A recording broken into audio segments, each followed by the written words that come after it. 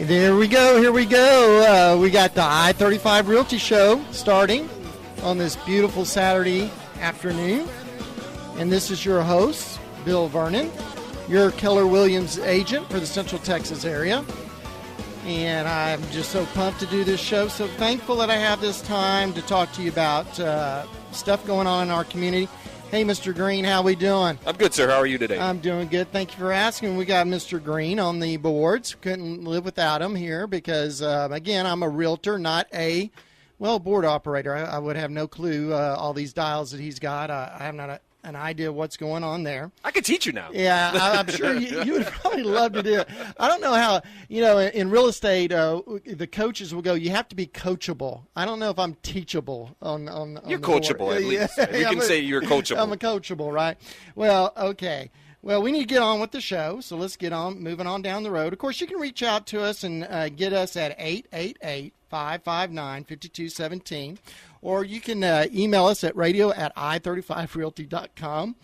The reason I'm kind of chuckling right now is I'm getting a cramp in my leg. I had knee surgery, and if you've been in the KTM studio where the news radio guys got us, we're in a sardine can. So I'm kind of cramping here, bending my leg a little more than it wants to bend. But we're so thankful. We're so thankful to our business is so good. God's been so good to us. We're so thankful for my family, my wife, lovely wife, even though she was actually sick, took care of me during my convalescence this week. And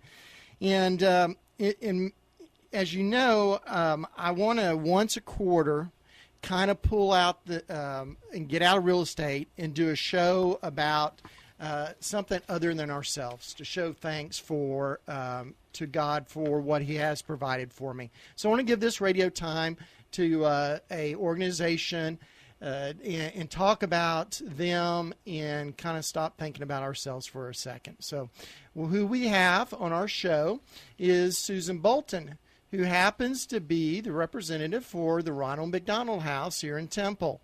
Hey, Susan, how we doing? Doing well. I'm sorry to hear you're cramped in that studio with that leg. Yeah, I know. It's kind of, and it's also kind of funny. The hydraulic on my seat drops me low, so my knees end up in my chest pretty quick. Oh no.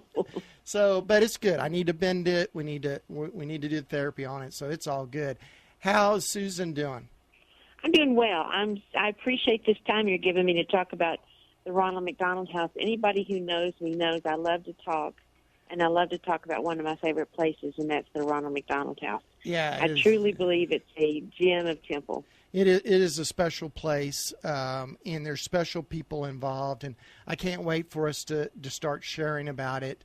The way I got kind of involved in this is one day I was at a closing at Central Land Title, and I was sitting there waiting for my clients to show up, and I looked down. There's a sheet of paper sitting on the little nightstand, I guess, or whatever you want, end table, whatever you want to call it. I guess the end table, since it was in the office there, and it had a list of stuff for Ronald McDonald's house, and that got me to going, you know what, I'm going to start taking stuff to you guys, and that's how I met you.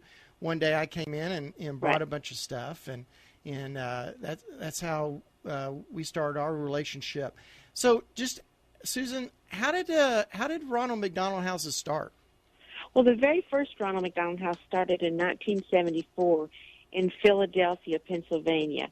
A little girl named Kim Hill had leukemia, and her dad, Fred, played football for the Philadelphia Eagles. And Fred and his teammates would go visit Kim, and they'd see all the kids in the hospital with cancer and whatever else they had. And they went to, I think it's very appropriate, they went to a lady doctor, Dr. Audrey Evans, and asked what they could do to help.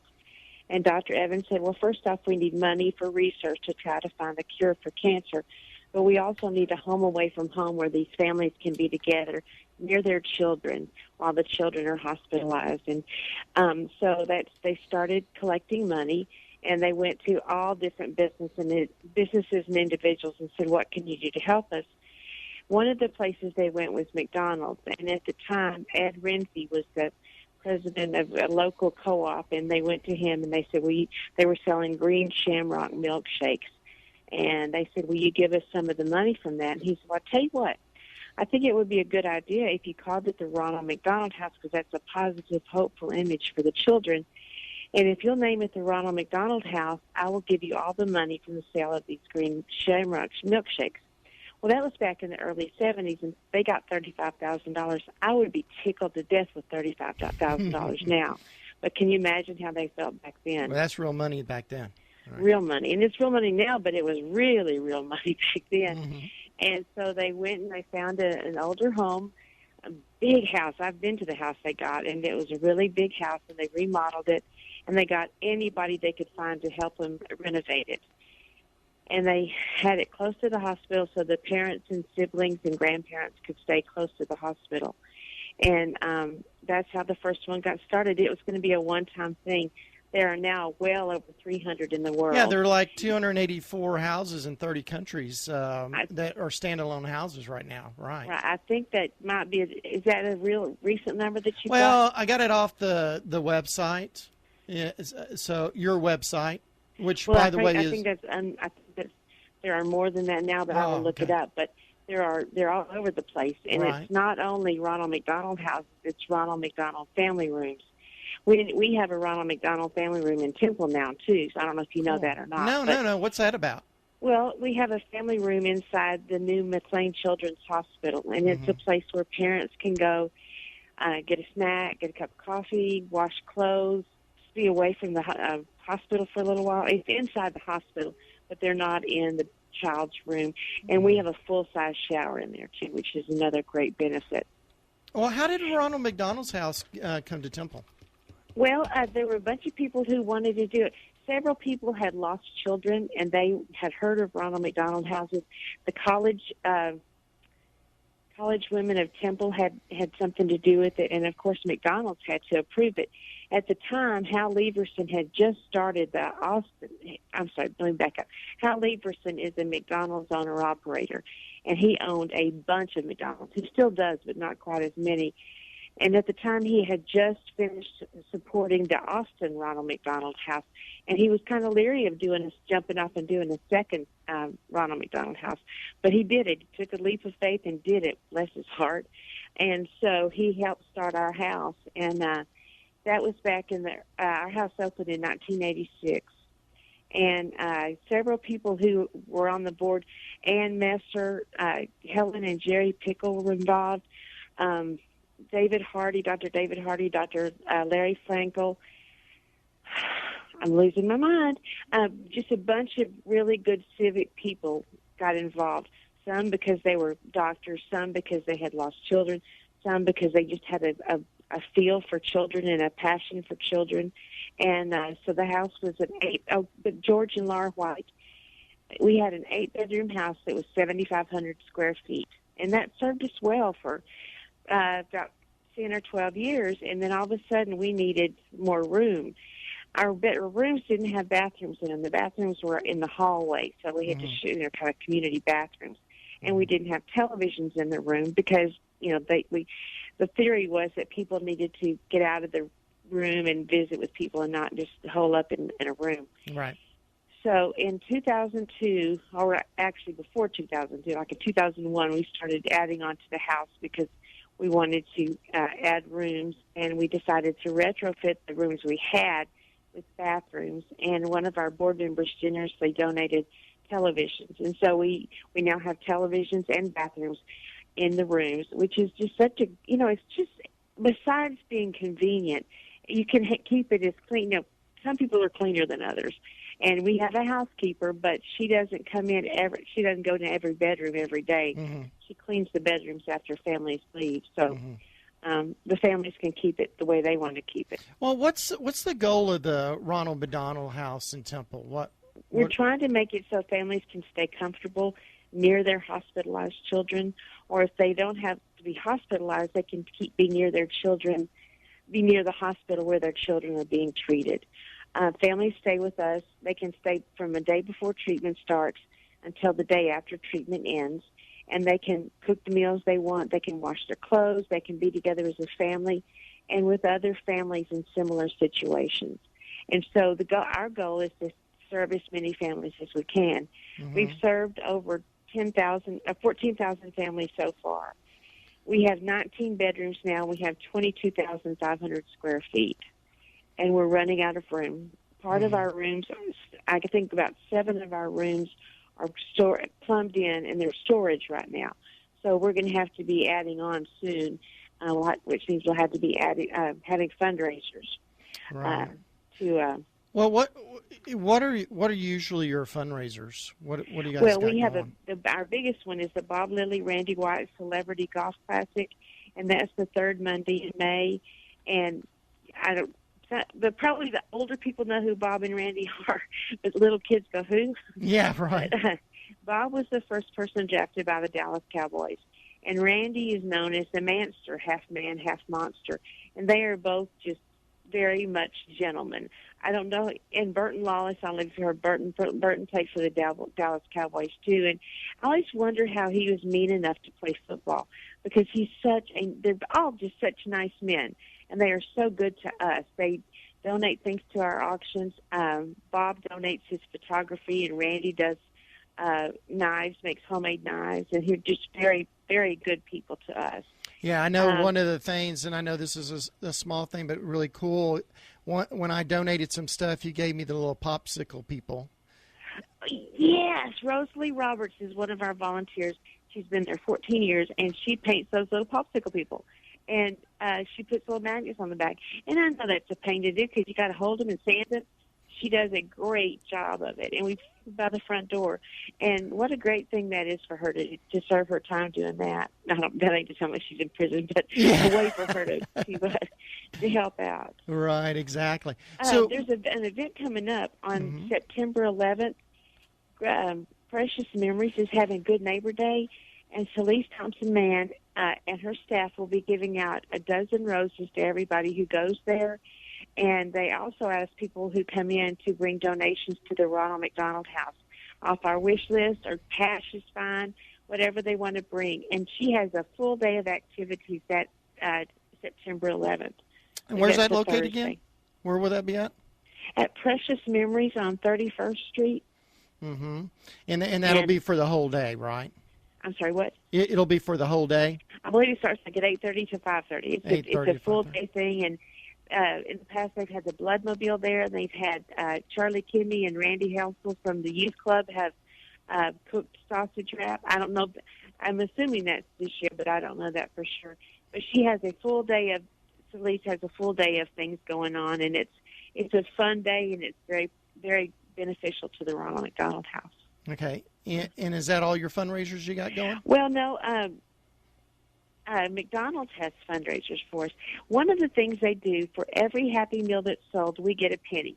And you may think, oh, big deal. Well, it's a huge deal. Every quarter we get at least $5,000. And to me, that's just amazing how many my kids are probably, my kids probably that donate half that money there. On this. Well, thank you. Appreciate that. We also have, McDonald's also has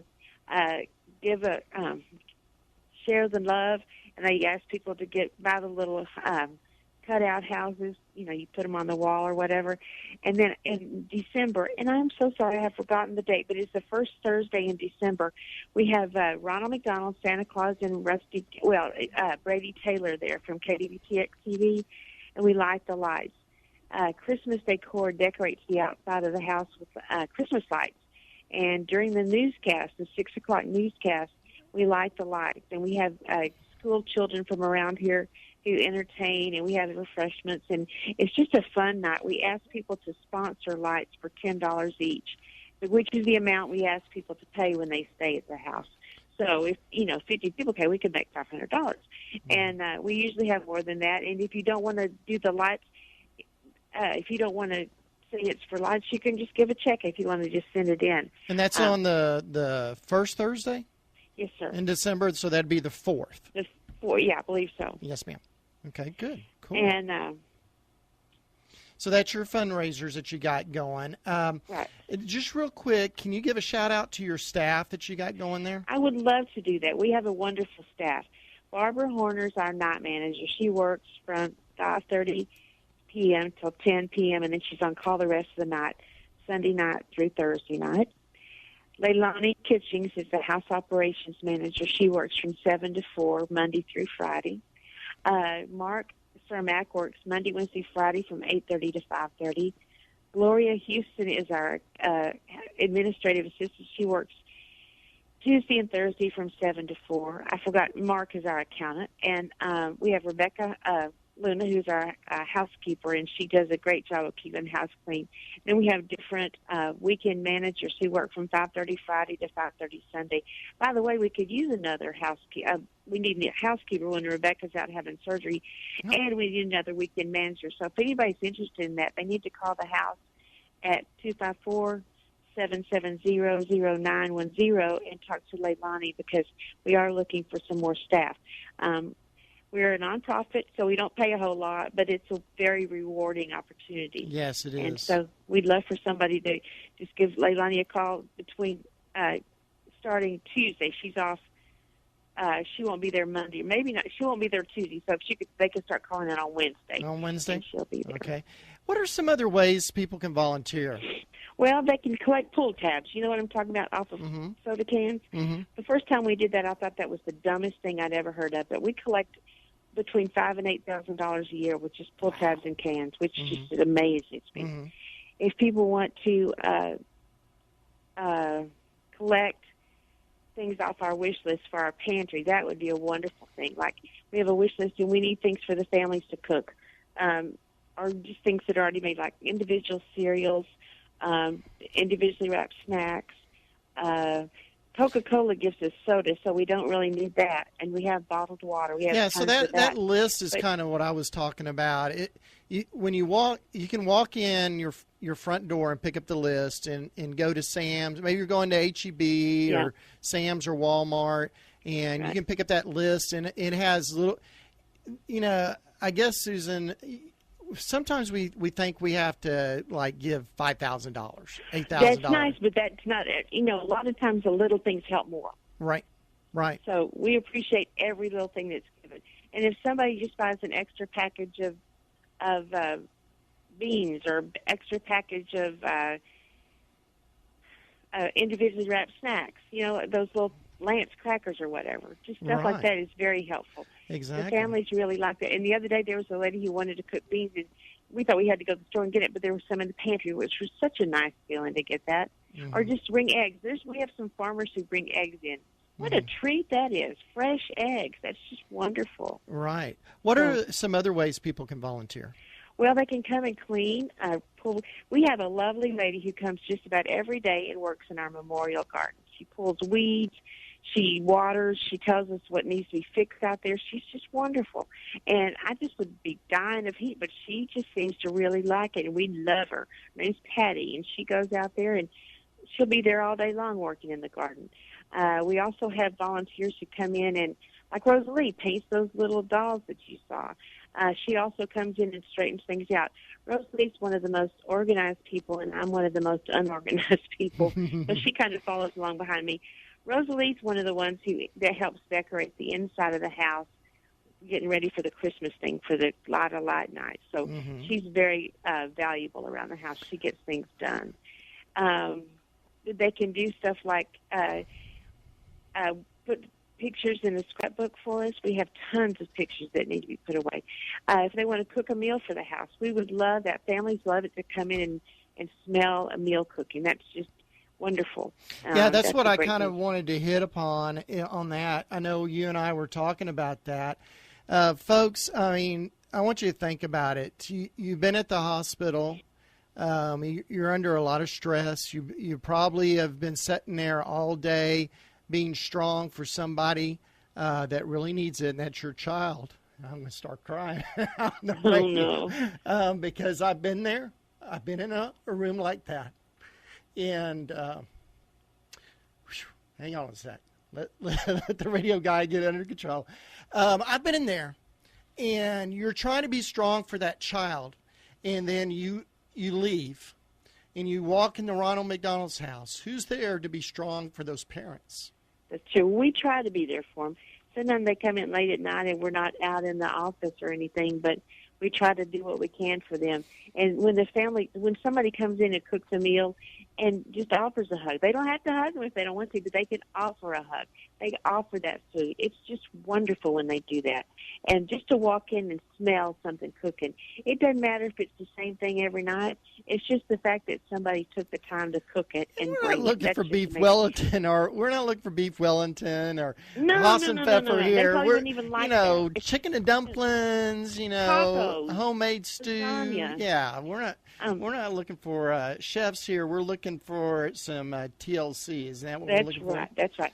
There's a new ruling about, and I don't know if it's a law or McDonald's, but the food either needs to be cooked at the Ronald McDonald House or in a commercial kitchen. It needs to be, exactly. It's health, so you don't bring a casserole. Right. You need to You show up at the house. Yeah, and I want some school volunteer groups and stuff, people like that, church. I know there's a lot of people that are listening to us right now that belong to some small organizations. Here's something small, little, that would have such a great impact. Susan, real quick, can you tell us about your website? How can we get a hold of you and get involved? Okay, call 254-770-0910,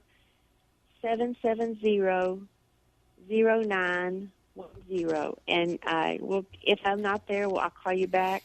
I'm not usually there on the weekends, but there is a weekend manager.